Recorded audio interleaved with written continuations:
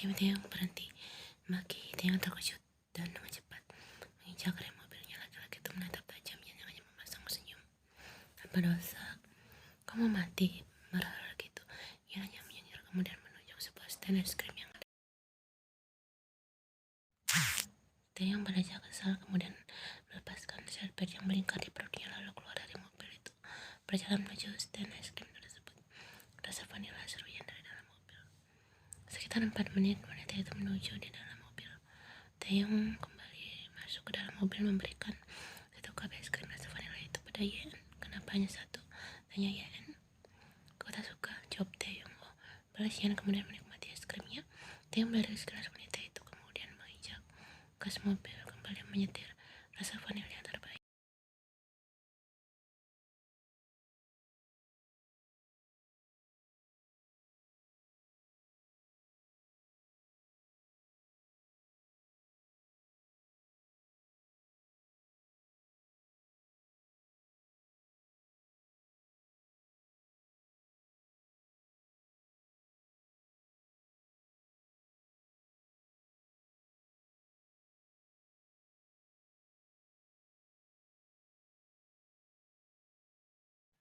Sangat percaya diri, sindir pria itu menepis tangan Yen.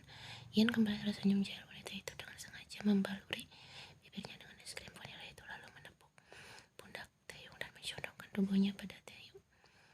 Dan Yen kita di tengah jalan lelaki itu membuat Yen mendengar kesal dan menjauhkan tubuhnya kembali ke posisi semula.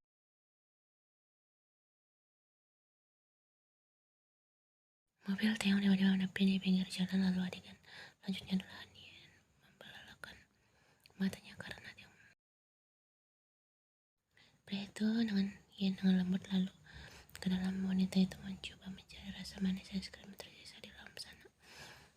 Yen meremaskan es krimnya sedangkan Taeyong semakin genap. Kepala laki-laki itu bahkan bergerak siraman dengan gerakan bibirnya.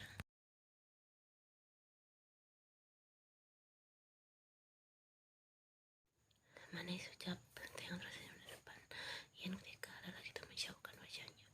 Yen terdiam lalu dengan cepat mendorong dada pria itu menjauh. Ia hanya mencoba lebih dulu, apalagi mengatakan hal seperti itu. Kau membuat jantungku berdebar. Kesalnya sambil menyentuh dada kirinya. Wanita bermargahan itu menoleh keluar jendela. Kau bilang aku tak boleh jatuh cinta padamu kan? Jadi jangan pernah menciumku lebih dulu seperti tadi. Yen kemudian menoleh lalu mengacungkan jari telunjuknya di depan wajah Taeyong. Kau mengerti kan? Jawab Taeyong. Pria itu menghela nafas kembali melanjutkan mobilnya. Sesekali mencuri pandang pada Yen yang diam menatap keluar jendela.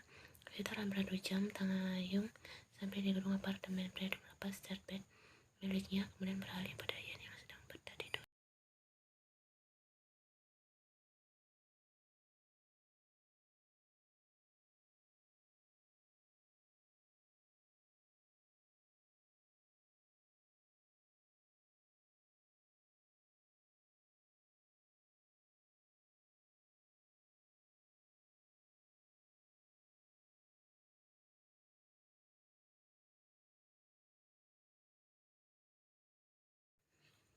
Yen dalam tidurnya seketika mengeratkan pelukannya pada leher Taeyong. Melihat tak ada yang tertinggal, Taeyong segera menggendong wanita itu lalu menutup pintu mobil dengan kakinya. Taeyong kemudian melangkah masuk ke dalam gedung lalu masuk ke dalam lift dengan mudah menekan tombol lantai 10 dengan menggunakan sikutnya. Pria itu menunduk memandang wajahnya yang tersenyum. Apa yang kau mimpikan sampai kau tersenyum seperti itu? Menolak Taeyong. Pintu lift terbuka.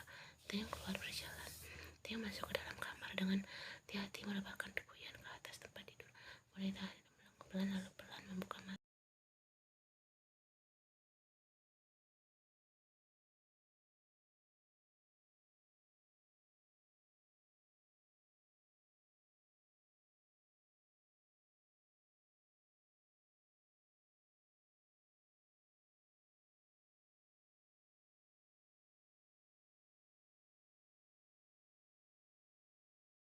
Pria bermarga Kim itu terkekeh pelan lalu berdiri melepas sepatu hak tinggi Yen dan menyelimuti wanita itu.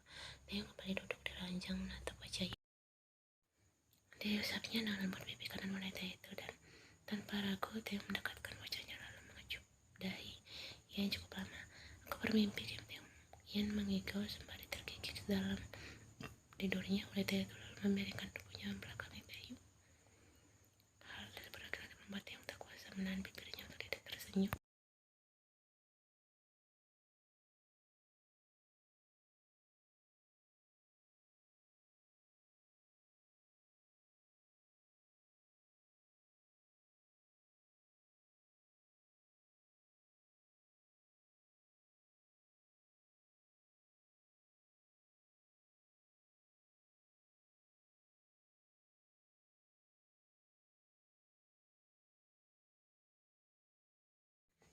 Taeyu segera membuka amplop tersebut lalu mengeluarkan sekitar 5 lembar foto yang ada di dalamnya. Pria itu melanjutkan alisnya melihat apa yang ada di foto itu. Sungchan ikut memperhatikan gedung dan foto pintu yang ada di tangan sangat pimpinan. Sajang ini foto gedung apartemen pada anda, seru lelaki itu. Taeyu dengan cepat mengambil ponselnya lalu menghubungi Yenes. Kenapa wanita itu tak mengangkatnya? Kesal Taeyu. Sekali lagi pria itu menghubungi Yen tetapi hanya terdengar nada samurai ponsel. Sekretaris Chung ikut aku perintah. Taeyu berlari menuju tempat parkir. Sungchan ikut berlari sama pimpinannya itu.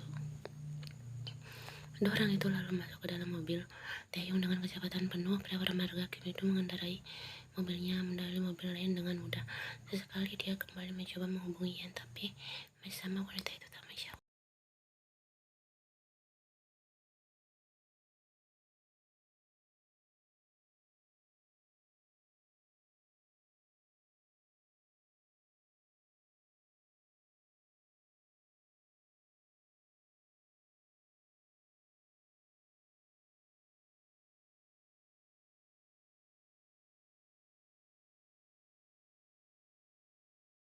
Dua pria itu masuk ke dalam lift. Taeyu menghentak kakinya tak sabaran, sedangkan Sungchan bertumpu pada dinding lift menahan rasa mualnya. Lift berhenti di lantai 10. Taeyu berlari dengan tergesa-gesa menekan paspor apartemen, bahkan paspor itu sampai beberapa kali salah.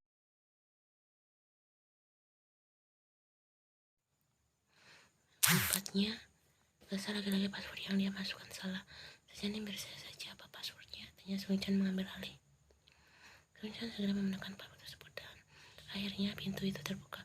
Taeyu dengan cepat masuk ke dalam apartemen. Mata mencari keberadaan wanita itu. Hanya ada makanan yang tersaji di meja makan, sedangkan wanita itu tidak ada. Yan, teriak Taeyu. Pintu kamar terbuka. Yan mencoba dengan hanya memakai handuk. Kenapa kau berteriak? Paspor wanita itu meneriaki Taeyu.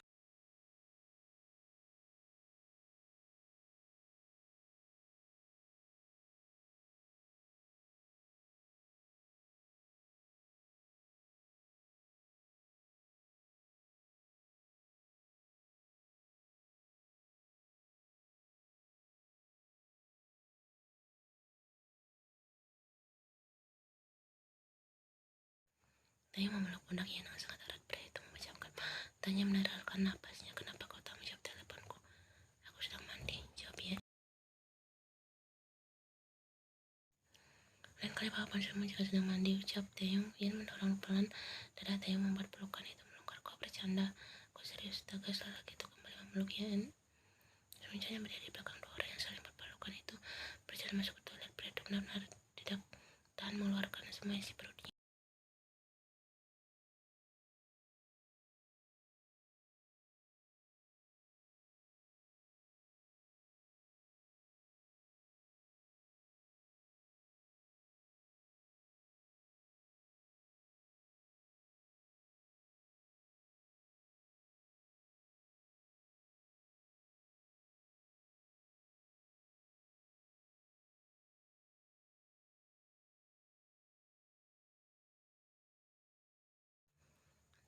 Tidak dia membelinya, jawab Taeyu mendahului Yan. Pria itu berjalan pelan mencibir Taeyu dengan tatapannya. Bayangkan saja ini adalah masakanku, makanlah. Lelaki bermarga Chung itu terenyuh dengan senyuman Yan. Untuk pertama kalinya dia melihat Taeyu tersenyum. Nih, jawab lelaki itu kemudian memakan makanannya. Mata lusuh lelaki itu kembali berbinar. Masakan Anda sangat enak, pujinya. Terima kasih, ucap Yan bangga. Taeyu hanya bisa menggeleng-gelengkan kepalanya melihat tingkah dua orang itu lalu memakan makanannya dengan tenang. Kau sudah lama bekerja dengan Taeyu? Tanya Yan.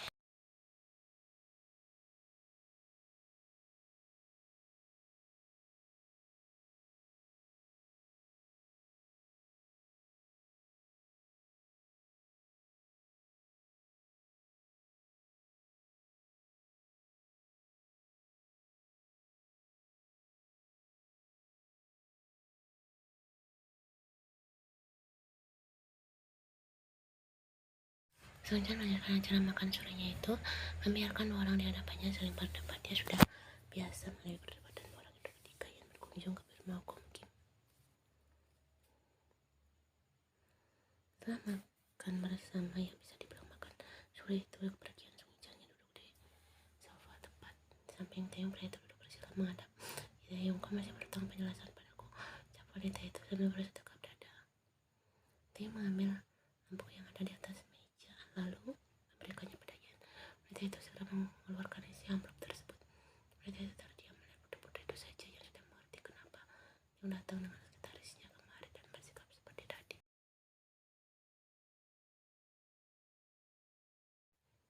Kau yakin tidak ada orang yang bisa kau curigai melakukan hal ini? Apa mungkin semua lagi? Kuman Ian, apa maksudmu? Tanya Taeyong dengan kedua alisnya yang menyatu. Ian memasukkan kembali foto-foto itu ke dalam amplop.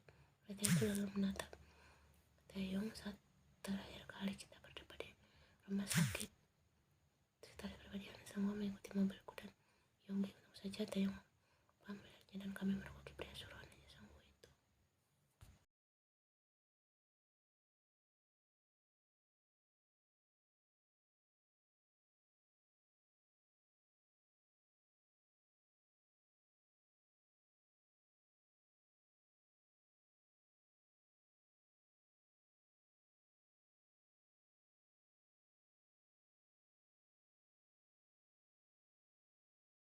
Berapa minggu ini dia tak muncul karena dia tidak tahu kau ada di mana.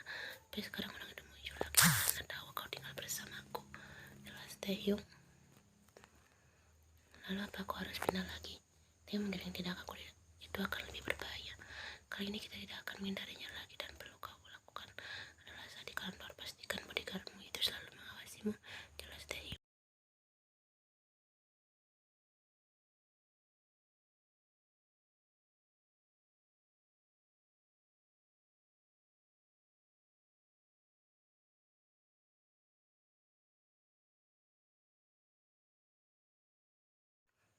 Tidak perlu takut, ada banyak orang yang akan melindungimu.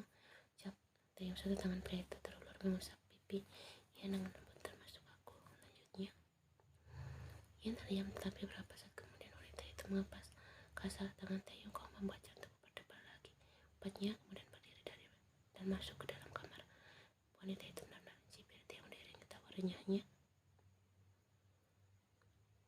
Pagi kembali menyapa dua orang di apartemennya itu sibuk dengan kegiatan masing-masing untuk mempersiapkan diri untuk pekerjaan masing-masing. Taeyong yang sudah lebih dulu keluar kamar dengan duduk di sofa memasukkan beberapa berkas ke tas kerjanya. Beberapa saat kemudian pintu kamar terbuka membuat Taeyong menoleh lagi. Dia terdiam ketika melihat bagaimana Ian berjalan seperti model di atas catwalk menghampirinya. Bagaimana penampilan kudanya Ian sambil berputar di hadapan Taeyong.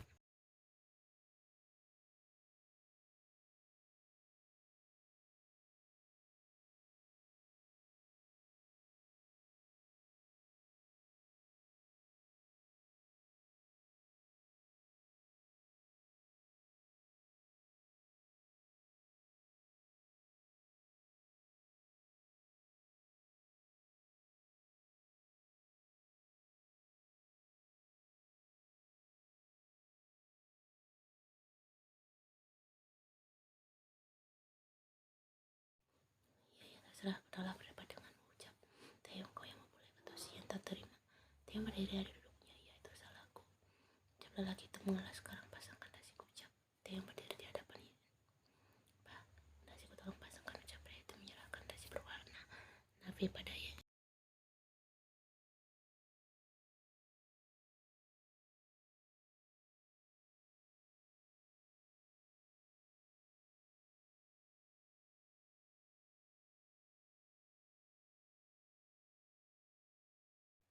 Jangan tertawa, terus wanita itu tahu bahwa Taeyong sedang menantawanya. Ucap wanita itu bangga dengan pekerjaannya. Ian menepuk pundak Taeyong sebagai sentuhan terakhirnya.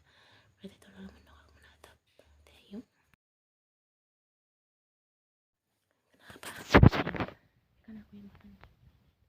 Dia menarik yang memiliki mencium tadi aku minta yang mana?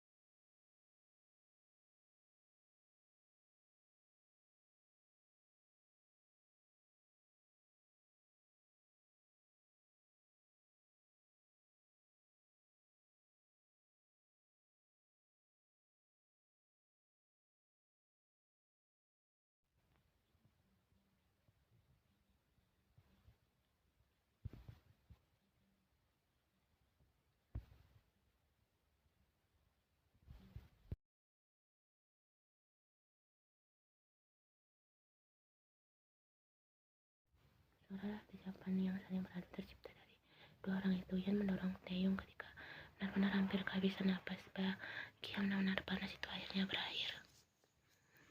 Lepas dua orang itu sedang beradu, pandangan keduanya menyatu. Yan menatap dalaman hitamnya lelaki itu dan Taeyong pun melakukan hal yang sama. Han Yan, Taeyong menyebut nama Yan dengan tatapan yang sulit wanita itu jabarkan. Yan mencari arti tatapan itu, tapi dia tidak menemukan jawabannya.